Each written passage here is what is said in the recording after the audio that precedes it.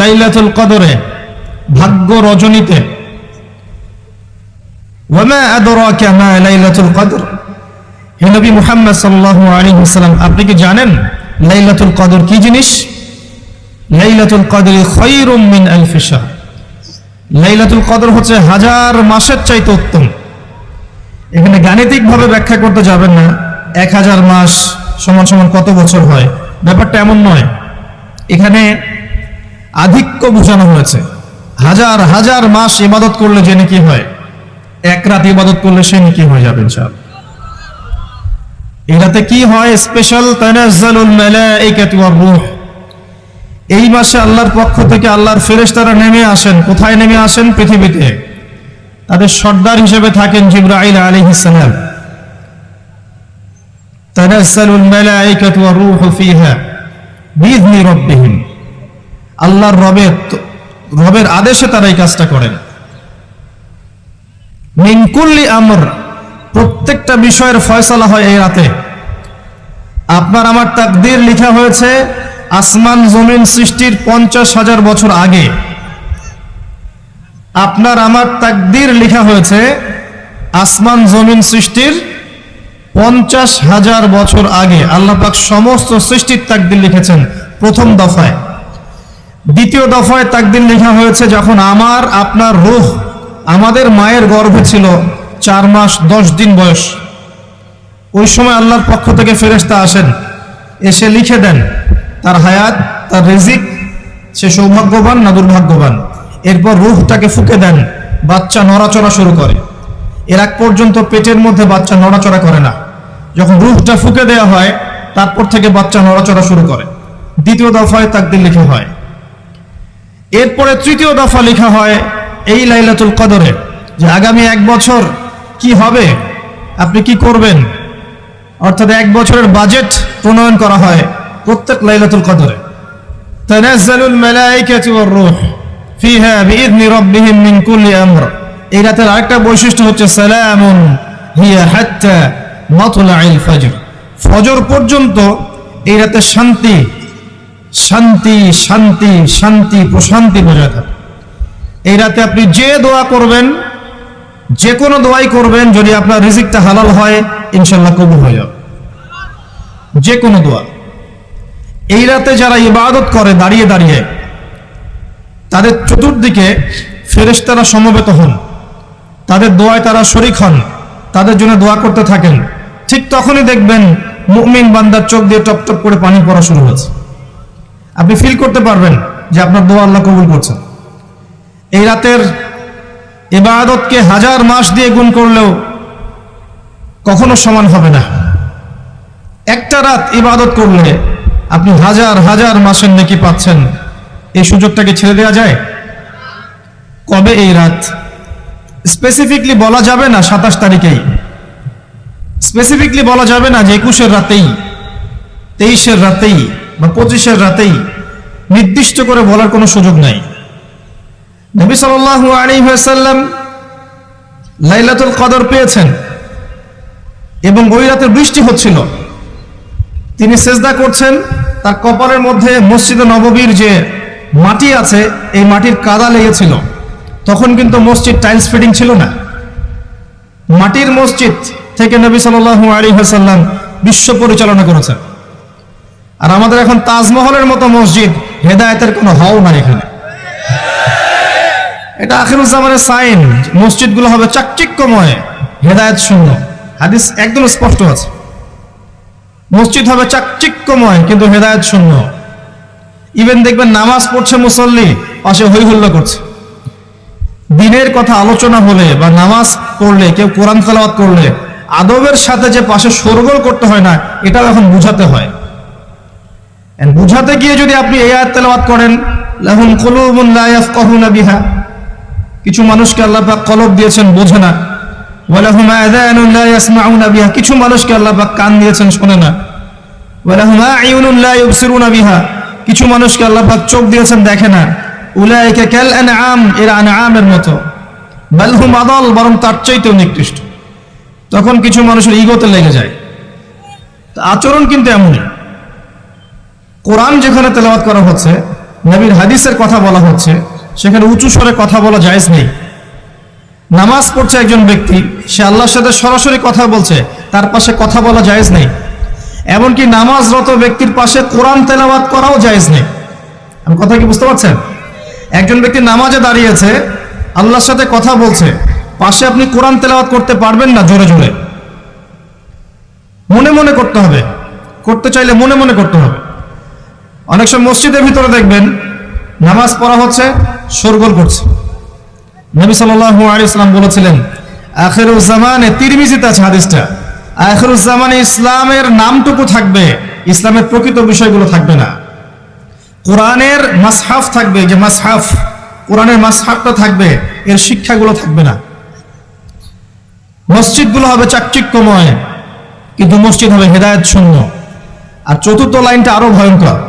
4 নম্বর লাইনে গিয়ে নবীজি বলেছেন সাল্লাল্লাহু আলাইহি ওয়াসাল্লাম, আসমানের নিচে জমিনের উপরে আল্লাহর সবচেয়ে নিকৃষ্ট সৃষ্টি হবেন এক শ্রেণীর আলেম, যাদের থেকে ফিতনা ছড়াবে এবং তাদের দিকেই ফিতনা ফিরে আসবে। তিরমিজির মধ্যে হাদিসটা আছে, যে কোনো আলেমকে জিজ্ঞাসা করে এটা কোন শ্রেণীর আলেম, এটা বোঝার জন্য আপনার পিএইচডি করার দরকার নেই। যারা দিনকে দুনিয়ার বিনিময়ে বিক্রি করেছে, তারাই সেই শ্রেণীর আলেম। যারা সত্য কথা বলতে ভয় পেয়েছে, তারাই সেই শ্রেণীর আলেম। যারা সত্যকে মিথ্যার সাথে মিশ্রিত করেছে, তারাই সেই শ্রেণীর আলেম। এবং যারা ইসলামের নামে উম্মাহকে শতদা বিভক্ত করে দিয়েছে, এরাই সেই শ্রেণীর আলেম। নবী করিম সাল্লাল্লাহু আলাইহি ওয়াসাল্লাম বলেছেন, লাইলাতুল কদর আমি পেয়েছি, কপালে কাদা মাটি ছিল, বৃষ্টি হচ্ছিল, তার মানে ওই রাতে বৃষ্টি হতে পারে, ওই রাতে বৃষ্টি হতে পারে। লাইলাতুল কদরের আলামত, রাতের বেলা বৃষ্টি হতে পারে। বৃষ্টি হয়েছে, তিনি নামাজ পড়েছেন, কপালের মধ্যে কাদা লেগেছিল, তিনি বের হয়েছেন, সাহাবীদেরকে বলবেন কোন রাতটা লাইলাতুল কদর, আজকের রাতটা লাইলাতুল কদর, এটা বলতে বের হয়েছেন। বের হয়ে দেখছেন দুজন মুসলিম আপোষে ঝগড়া করছে। লিসেন টু মি, দুজন মুসলিম আপোষে ঝগড়া করছে। আমরা বলি না যে মুসলিমদের মাঝে ইখতিলাফগুলো রহমত, আমরা বলি না? দুজন মুসলিম আপোষে ঝগড়া করছে, এই কাজটার কারণে আল্লাহ রাব্বুল আলামিন নবী সাল্লাল্লাহু আলাইহি ওয়াসাল্লামের হৃদয় থেকে এই কথাটাকে তুলে নিলেন। তিনি আর বললেন না এক্স্যাক্টলি কোন রাতে লাইলাতুল কদর ছিল, তিনি বলতেই বেরিয়েছিলেন যে কোন রাতে লাইলাতুল কদর ছিল। আমাদের ইখতিলাফের কারণে আমরা সেই নির্দিষ্ট রাতটাকে হারিয়ে ফেলেছি। তবে এর মধ্যেই খায়ের আছে, এর মধ্যেই কল্যাণ আছে। আরবিতে একটা প্রবাদ আছে, কুল্লু শার ইউজাদু ফিহিল খায়র, প্রত্যেকটা অকল্যাণের পিছনেই কোনো না কোনো কল্যাণ আছে। নির্দিষ্ট করে বলে দিলে আমরা বাকি রাতগুলো জাগতাম না। নবী সাল্লাল্লাহু আলাইহি ওয়াসাল্লাম এখন বললেন যে আমাকে ভুলিয়ে দেয়া হয়েছে কোন রাত, তোমাদের ঝগড়ার কারণে। অতএব তোমরা শেষ দশকের বিজোড় রাতগুলোকে তালাশ করো। শেষ দশকের বিজোড় রাত বলতে 21-এর রাত, 23-এর রাত, 25, 27, 29, এই 5টা রাতের যে কোনো একটা লাইলাতুল কদর। এই রাতে ইবাদত করলে এত নেকি হচ্ছে, কারণটা কি? রাত আর দিন কি ডিফারেন্ট কিছু? প্রত্যেক রাতেই কিন্তু আল্লাহ পাক প্রথম আসমানে নেমে আসেন, প্রত্যেক রাতে, শুধু শবে বরাতের রাতে নয়, শুধু নিসফে শাবানের রাতে নয়, কিন্তু প্রত্যেক রাতেই আল্লাহ পাক প্রথম আসমানে নেমে আসেন। তিনি কিভাবে নেমে আসেন এটা ব্যাখ্যা করার দরকার নেই আমাদের। আল্লাহ পাক বলেছেন নেমে আসি, বাস আসি। কারণ সবকিছু আমরা যুক্তি, বিজ্ঞান, দর্শন দিয়ে প্রমাণ করতে পারবো না। পারবো? সায়েন্সকে জিজ্ঞাসা করেন যে স্বপ্নের ব্যাখ্যা কি, ঘুম কাকে বলে, আত্মা কাকে বলে, আত্মা কঠিন না তরল না বায়বীয়, পারবে সায়েন্স ব্যাখ্যা করতে? কবরের আযাব কি, জিন জাতি কি, জিন জাতি কাকে বলে, জিন জাতি কেমন দেখতে, মালায়েকা কেমন, তারা কিভাবে কাজ করে, তাদের ফাংশন কি, তারা কি ব্যাখ্যা করতে পারবে? আমাদের একটা চেতনা তৈরি হয়েছে, সায়েন্স যা বলবে তাই সত্য। এই চেতনা পুরোপুরি সত্য নয়। কোরআন এবং সুন্নাহ, আল্লাহ এবং তার রাসূল যা বলবেন সেটাই চূড়ান্ত সত্য। এর বাইরে সত্য মিথ্যার চূড়ান্ত কোনো মানদণ্ড নাই। হ্যাঁ, সায়েন্সের ভিত্তি আমরাই দিয়েছি, এটা অমুসলিমরা দেয়নি, এর ভিত্তি মুসলিমরা দিয়েছে। পরবর্তীতে এরা এর উপর ঘষা মাজা করেছে। এখন সায়েন্টিফিক এবং টেকনোলজিক্যাল রেভলিউশন আসছে পশ্চিমা সভ্যতা থেকে। এই সভ্যতার ধারক বাহক ছিলাম আমরা। সভ্যতা এদের দ্বারা শুরু হয়নি, সভ্যতা নবীদের দ্বারা শুরু হয়েছে। তো সবকিছু সায়েন্স দিয়ে ব্যাখ্যা করা যাবে এমন নয়, কারণ সায়েন্সের সীমাবদ্ধতা আছে, আল্লাহর জ্ঞানের কোনো সীমাবদ্ধতা নাই। তো আল্লাহ নেমে আসেন, ব্যাস নেমে আসেন। নেমে এসে আল্লাহ পাক কি বলেন? আল্লাহ পাক তিনটা কথা বলেন। রাতের শেষ অংশ, রাতকে ভাগ করেন। যদি 6টার সময় রাত শুরু হয়, রাত কিন্তু রাত 12টায় শুরু হয় না, সূর্য ডুবে গেলেই রাত শুরু হয়, এটাই ইসলাম। এখন 6টা থেকে আপনি এই 5টা পর্যন্ত সময়টাকে 3 ভাগে ভাগ করেন। শেষের অংশ ধরে নেন যে 1টা থেকে 5টা, কথার কথা আমি এস্টিমেট করলাম, এই সময়টুকুতে আল্লাহ রাব্বুল আলামিন কাছে নেমে আসেন প্রথম আসমানে, অর্থাৎ তার রহমত নিকটবর্তী হয় এবং তিনি আহ্বান করতে থাকেন 3টা জিনিস। 1, কে আছো আমার কাছে কিছু চাইবে, যা চাইবে আমি তাই দিব। 2, কে আছো আমার কাছে ক্ষমা চাইবে, আমি তোমাকে মাফ করে দেব। 3, কে আছো আমাকে ডাকবে, আমি তোমার ডাকে সাড়া দেব। মানে এই সময় আপনি যা চাইবেন ইনশাআল্লাহ, আপনার আকীদায় যদি শিরক না থাকে, আমলে যদি বেদাত না থাকে এবং আপনার রিজিক যদি হালাল হয়, ইনশাআল্লাহ তাআলা আপনার দোয়া কবুল করা হবে। আল্লাহ পাক প্রত্যেক রাতেই নেমে আসেন। তাহলে লাইলাতুল কদরকে এত স্পেসিফিকলি ইম্পর্টেন্স দেওয়ার কারণ কি? একটাই কারণ, মনে রাখবেন, লাইলাতুল কদরকে মর্যাদামণ্ডিত করার এবং রমাদান মাসকে শ্রেষ্ঠ মাস মর্যাদামণ্ডিত করার একটা কারণ, only one reason behind it, সেটা হচ্ছে এই মাসে এবং এই রাতে আল কোরআন নাজিল হয়েছে। কথা কি বুঝতে পারছেন? কোরআন নাজিলের কারণেই এই মাসটা মহামান্বিত, কোরআন নাজিলের কারণেই এই রাতটা সম্মানিত। ইন্না আনজালনাহু ফি লাইলাতুল কদর। আসুন সামনে যাই। নবী করিম সাল্লাল্লাহু আলাইহি ওয়াসাল্লাম যখন এই জাহেলি যুগে বাস করছেন, এই লাইলাতুল কদরে রমাদান মাসে আল্লাহ পাক কোরআন নাজিল করলেন। কি জন্য নাজিল করলেন?